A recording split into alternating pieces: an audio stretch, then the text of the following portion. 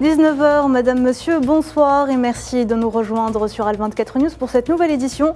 Tout de suite, les titres de l'actualité de ce mercredi 1er mars. L'Algérie détrône le Nigeria et devient le premier exportateur de GNL en Afrique avec un volume de plus de 1 million de tonnes en janvier dernier.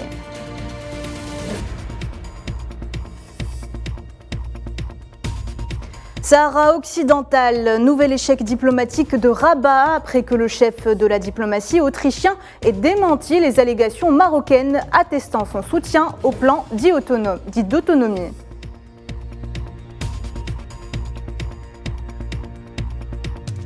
Au Nigeria, victoire de Bola Tinubu à la présidentielle avec près de 9 millions des voix. Il succède ainsi à Mahamadou Buhari.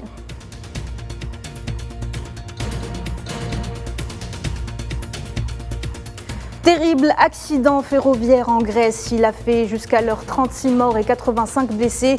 L'Algérie présente ses condoléances à la République hellénique.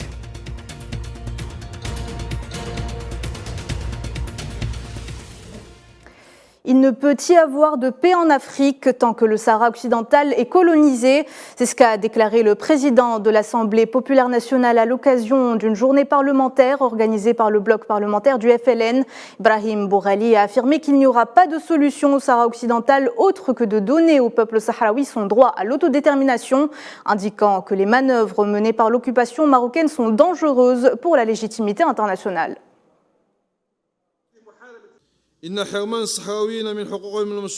Les privations des Sahraouis de leur droit légitime à l'autodétermination et de leurs terres confisquées par l'occupation dans un continent qui a beaucoup souffert des injustices et de la persécution coloniale ne permet à ces populations et leurs représentants africains qui jouissent de la liberté au prix des sacrifices de leurs aïeux de soutenir la dernière colonie de l'Afrique. Il n'y a pas de paix dans la région et dans le continent tant que le peuple sahraoui est colonisé.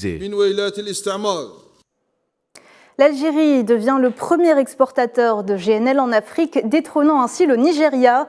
Une analyse des données de flux de Reunity Icon a montré que les exportations de GNL du Nigeria ont diminué en janvier dernier à environ 1 million de tonnes, ce qui représente une baisse de 35% par rapport à l'Algérie, qui a exporté environ 1,1 million de tonnes. Selon un rapport de l'Organisation arabe du pétrole, les marchés européens ont été destinataires de toutes les exportations de gaz liquéfié d'Alger. Le groupe énergétique italien Eni a annoncé la clôture de l'opération d'acquisition des activités de British Petroleum en Algérie. Début septembre 2022, Eni avait annoncé l'acquisition des activités de PP en Algérie, y compris les 2 concessions de production de gaz In Amenas et In Salah. L'acquisition de ces actifs vise à accélérer le développement des champs gaziers dans le pays. La production d'Eni en Algérie devrait d'ailleurs atteindre les 130 000 barils équivalent pétrole par jour en 2023. Le ministre de l'Intérieur algérien, Brahim Marad, a été reçu ce mercredi à Tunis par le président tunisien Kais Saïed dans le cadre de sa participation aux travaux de la 40e session du Conseil des ministres arabes de l'Intérieur.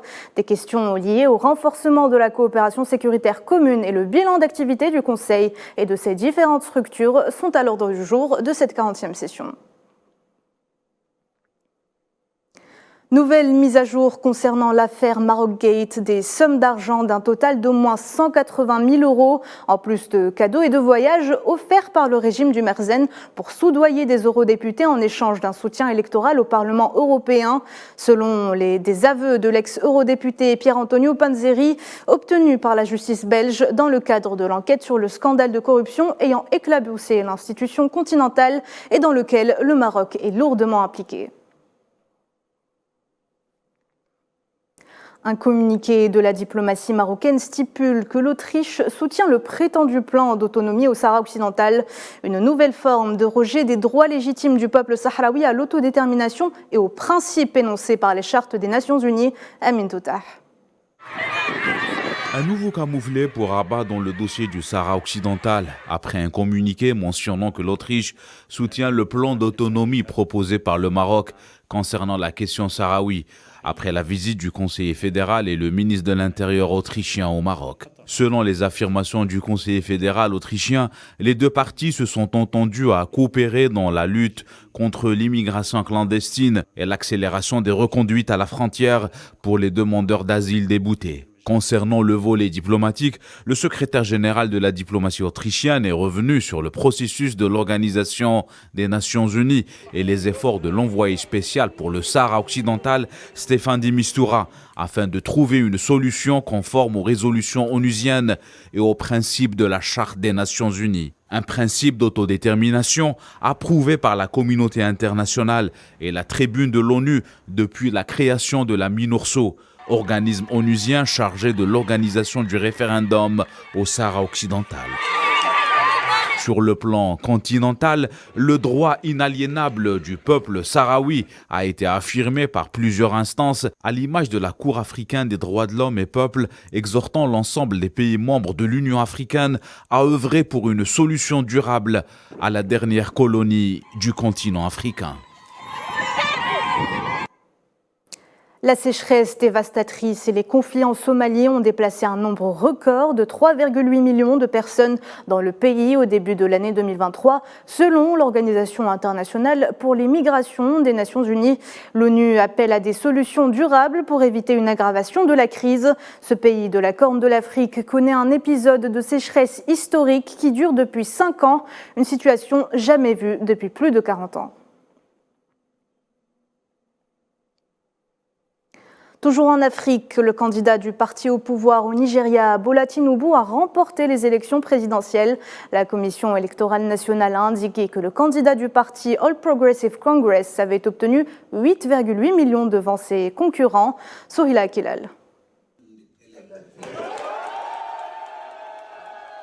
C'est donc Bola Tinubu qui succède à Muhammadu Buhari à la tête du Nigeria au terme d'un scrutin très serré entre le candidat du Congrès des progressistes et ses rivaux en lice pour la magistrature suprême du pays, en particulier ses deux co-favoris.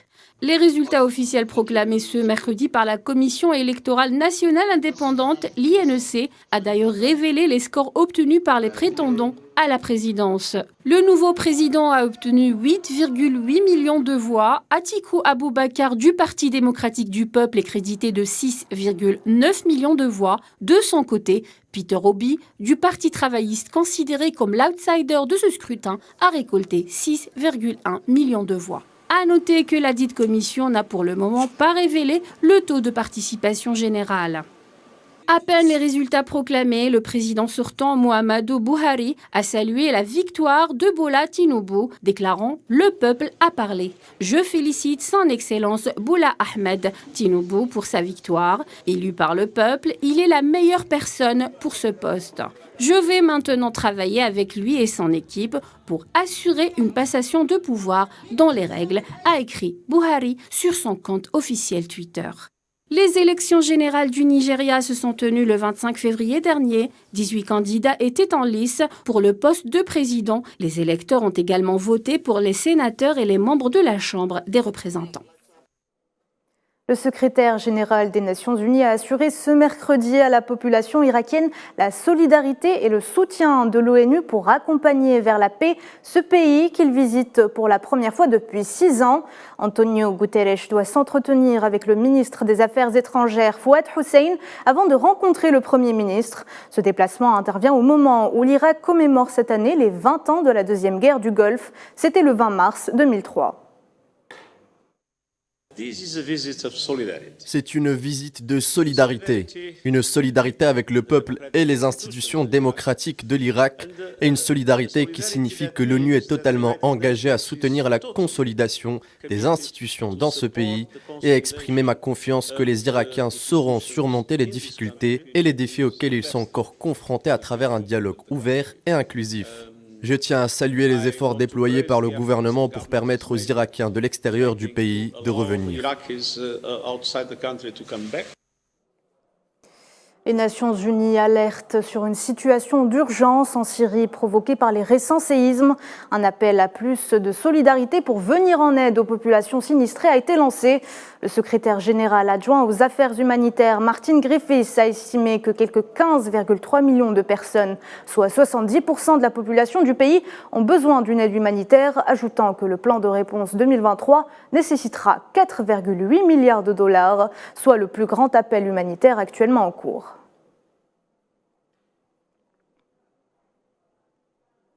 Élire un président sans tarder, c'est ce qu'a appelé la coordonnatrice spéciale des Nations Unies au Liban, Johanna Vroneka, dans un tweet publié ce mercredi. La coordonnatrice a également exhorté les acteurs libanais à placer l'intérêt du pays au-dessus de toute autre considération. Le Conseil de sécurité de l'ONU doit tenir ce mois-ci une réunion sur le Liban, au cours de laquelle les membres devront débattre des moyens de parvenir à la stabilité dans le pays. Et face au saccage et aux incursions de la ville de Hawara en Cisjordanie, le représentant de l'État de Palestine auprès des Nations Unies, Riyad El-Maliki, appelle de toutes ses forces à la protection des Palestiniens dans l'ensemble des territoires occupés. Leïla Gertal. La Palestine ou l'éternelle mélodie des oubliés, la symphonie palestinienne ne se joue que par la souffrance et le sang de ses enfants. Le concert des nations dans son unanimité semble sourd et aveugle à cette partie du monde à qui il a ôté le nom, confisqué les terres et réprimé toute contestation. La communauté internationale s'est rendue complice en fermant les yeux sur les exactions quotidiennes commises sur les Palestiniens sans distinction d'âge ni de sexe. Le Palestinien, direz-vous, ne paye pas. Il n'a aucune valeur reconnue. Le seul qui meurt poignardé, agressé de sang-froid sans que sa mort ne fasse réagir les humanitaires de ce monde, se disant défenseurs des droits de l'homme.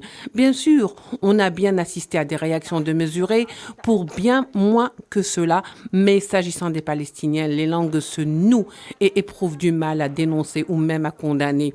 Le Conseil de sécurité de l'ONU doit prendre des mesures pour la protection des civils palestiniens, a plaidé en ces termes l'ambassadeur palestinien après l'attaque de plusieurs villes de Cisjordanie occupées par des colons de l'entité sioniste. Nous pensons que le Conseil de sécurité a la responsabilité de prendre des mesures pour assurer la protection de la population civile, en particulier après l'acte criminel et terroriste des colons à Hawara, a déclaré Riyad Mansour lors d'une réunion à huis clos du Conseil de sécurité.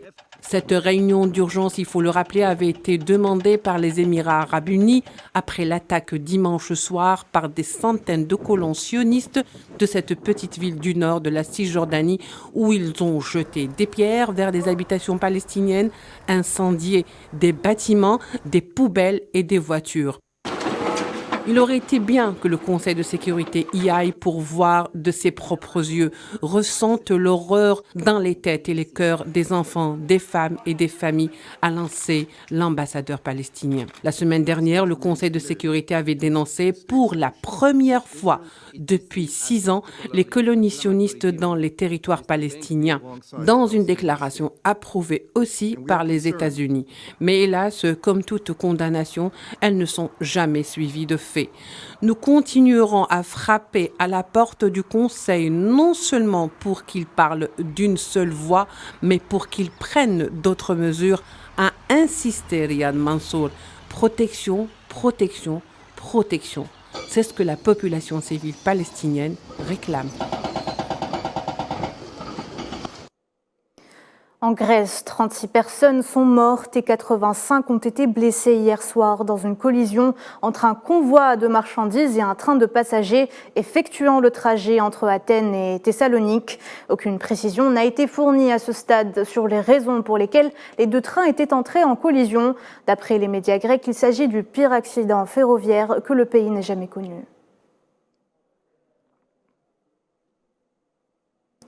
Et suite à ce tragique accident, la diplomatie algérienne a adressé un message de condoléances aux familles des victimes et de prompt rétablissement aux blessés. Le ministère des Affaires étrangères algérien a également exprimé sa sympathie à la République hellénique dans ces douloureuses circonstances.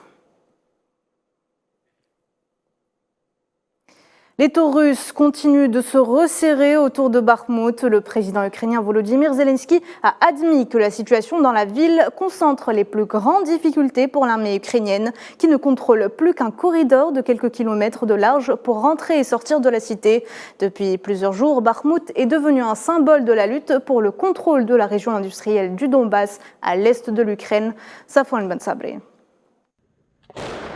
La situation à Bakhmout est extrêmement tendue. Ce sont là les mots du commandant des forces terrestres ukrainiennes, constatant bon gré malgré l'encerclement de la ville par les troupes russes.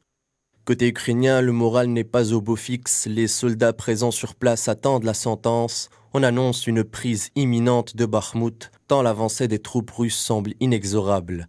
Bakhmout, qui comptait 70 000 habitants avant le début de la guerre, n'en compte plus que 4 000. La ville a en partie été détruite par les combats.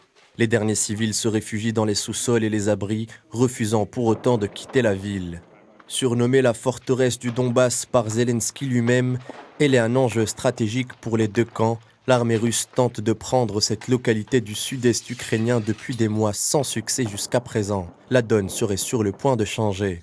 Volodymyr Zelensky, réaliste, a déclaré début février que si les Russes prenaient Bakhmout, ces derniers auraient un avantage et voudraient aller plus loin pour décaler ainsi la ligne de front. Sur le terrain, le temps joue pour la Russie. Plus les combats s'inscrivent dans la durée, plus les chances russes d'effectuer une percée seront élevées. Le président biélorusse Alexandre Loukachenko est arrivé à Pékin. Le chef d'État restera en Chine jusqu'à demain. Il doit notamment rencontrer Xi Jinping afin de renforcer les relations bilatérales entre Minsk et Pékin dans les domaines du commerce et des investissements, mais aussi pour parler des défis internationaux aigus.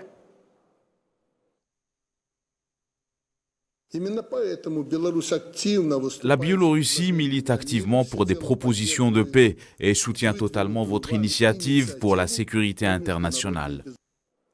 Le chef de la diplomatie américaine, Antony Blinken, a affirmé lors d'une visite en Ouzbékistan ce mercredi ne pas prévoir de rencontrer les ministres des Affaires étrangères russes et chinois lors du G20 cette semaine en Inde, indiquant que si la Russie était véritablement prête à s'impliquer diplomatiquement pour mettre fin à l'agression contre l'Ukraine, les États-Unis seraient les premiers à être prêts à y travailler.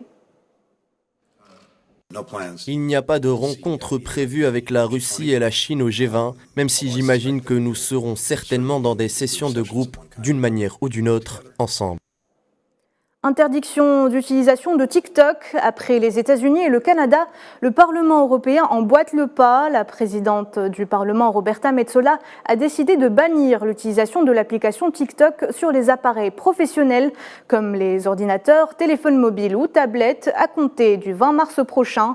La Commission européenne avait annoncé la semaine dernière que son personnel avait jusqu'au 15 mars au plus tard pour désinstaller l'application de leurs appareils. Sport, l'équipe palestinienne de judo est arrivée à Alger pour effectuer un entraînement préparatoire à l'invitation de la Fédération algérienne de judo. La délégation a exprimé sa joie d'être en Algérie, soulignant que la participation permettra aux athlètes d'entrer en contact avec le haut niveau, sachant que ces entraînements s'inscrivent dans le cadre de la préparation du tournoi international des 18 et 19 mars prochains, qualificatif pour les Jeux olympiques de Paris 2024.